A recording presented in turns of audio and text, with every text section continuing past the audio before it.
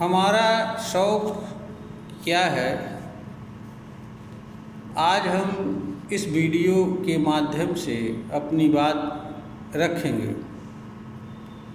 वैसे मुझसे शौक़ के बारे में सोशल मीडिया के पहले के जीवन में नहीं पूछा जाता था, किंतु सोशल मीडिया में आने के बाद अक्सर लोग यह पूछते हैं कि आपका शौक़ क्या है। यह प्रश्न मेरे लिए बड़ा कठिन साबित हुआ कि मैं इसका उत्तर क्या दूँ। इसका कारण यह है कि जो शौक़, जिन चीज़ों के बारे में लोग बताते हैं हमारा शौक़ है, उन चीज़ों के प्रति हमारा कोई लगाव नहीं रहा और ना उन चीज़ों को करने में कभी कोई रुचि जागृत हुई। सामान्यतया लोगों को खेलने, कूदने, नाचने, गाने, कुछ बनाने, किसी तरह की कला, लिखने, कुछ पाने आदि से संबंध रखने वाली चीज़ों को अपना शौक़ बताते हैं और पूछे जाने पर लोग तुरंत यह बता देते हैं कि अमुक अमुक चीज़ें मेरे शौक़ हैं। मेरे सामने समस्या ये थी कि जिन चीज़ों को लोग शौक़ बताते हैं उन चीज़ों के प्रति मेरा कभी लगाव नहीं रहा और ना उन चीज़ों को एक शौक़ के रूप में या प्रसन्नचित्त भाव से करने की कभी कोई विचार आया अथवा इच्छा जागृत हुई।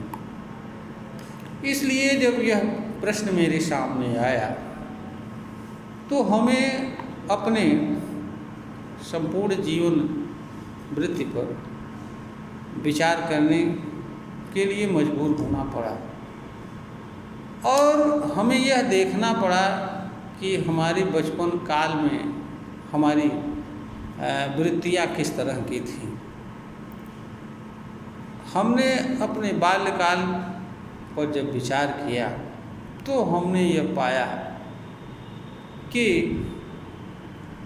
हमारे अंदर कुछ चीज़ों के घटित होने पर पीड़ा होता था, दुख होता था और उन्हें जानने की जिज्ञासा महसूस होती थी। जैसे जब हमारे सामने कोई भेदभावपूर्ण व्यवहार होता था तो हमारे भीतर एक पीड़ा होती थी कि ऐसा क्यों होता है और इसका कारण क्या होता है। इसे जानने के लिए मैं प्रेरित होता था।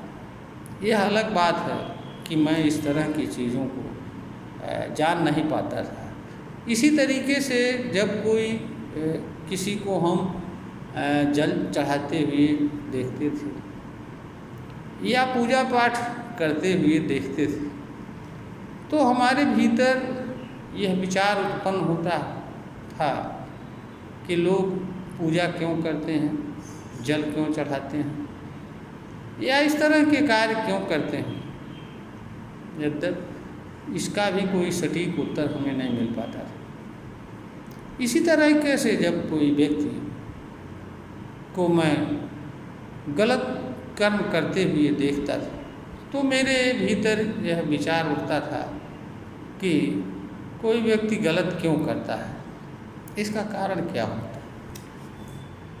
यही सब प्रश्नों को जानना एवं समझना तथा इनके ही प्रति मेरे भीतर लगाव उत्पन्न होता था। अन्य चीज़ें पढ़ना लिखना, कुछ प्राप्त करना या पढ़ लिख करके कुछ बन जाना, खेलना कूदना, नाचना गाना आदि जैसी चीज़ों में के प्रति हमारा कोई लगाव नहीं रहता। इसलिए मेरे लिए यह बड़ा कठिन होता था कि मैं क्या बताऊं कि मेरा क्या शौक़ है। और इस तरह का उत्तर देने पर कि साहब हमें तो कोई शौक़ नहीं है, लोग मजाक उड़ाते थे। ऐसा कैसे हो सकता है कि कोई शौक़ ना हो, आप ही झूठ बोलते हैं। हमारे इस तरह के उत्तर पर कोई कभी विश्वास नहीं करता था और मेरा ही मजाक उड़ाता था। अरे, और कहते थे साहब कोई न कोई तो शौक़ होगा ही, आप बताना नहीं चाहते हैं, आप कोई कारण होगा, कोई मजबूरी हो तो वो बताओ, शौक़ तो होगा ही, आप बताते क्यों नहीं। मैं ये कहता कि नहीं साहब, हमारे पास कोई शौक़ नहीं है।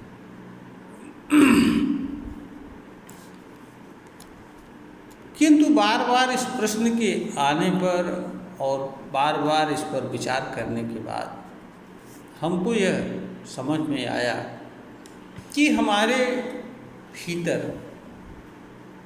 जो भी चीज़ें हमारे सामने आती हैं और जिन चीज़ों को हम नहीं जानते हैं, उन चीज़ों को जानने एवं समझने की सहज प्रवृत्ति मेरे भीतर है और यही शायद हमारा शौक़ भी है। क्योंकि मनुष्य जिन कार्यों को करने में सहज भाव से, स्वाभाविक रूप से रुचि लेता है और प्रसन्न मन से जिन्हें करता है या करना चाहता है, वस्तुतः वही कर्म उसके शौक़ होते भी हैं। इसलिए हमें भी यह ज्ञात हुआ कि मेरा शौक़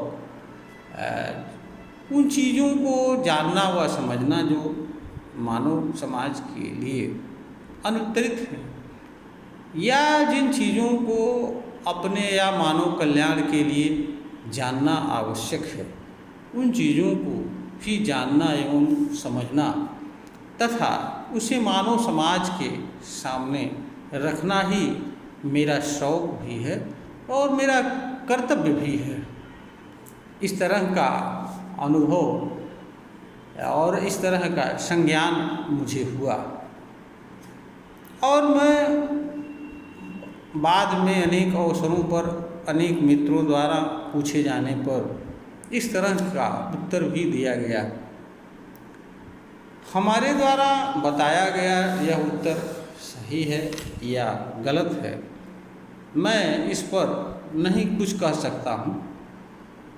हाँ, इतना ज़रूर कह सकता हूँ कि हर चीज़ पर स्वतंत्र रूप से सोचने, विचारने एवं जानने समझने की एक स्वाभाविक सी वृत्ति हमारे अंदर जन्म से विद्यमान है।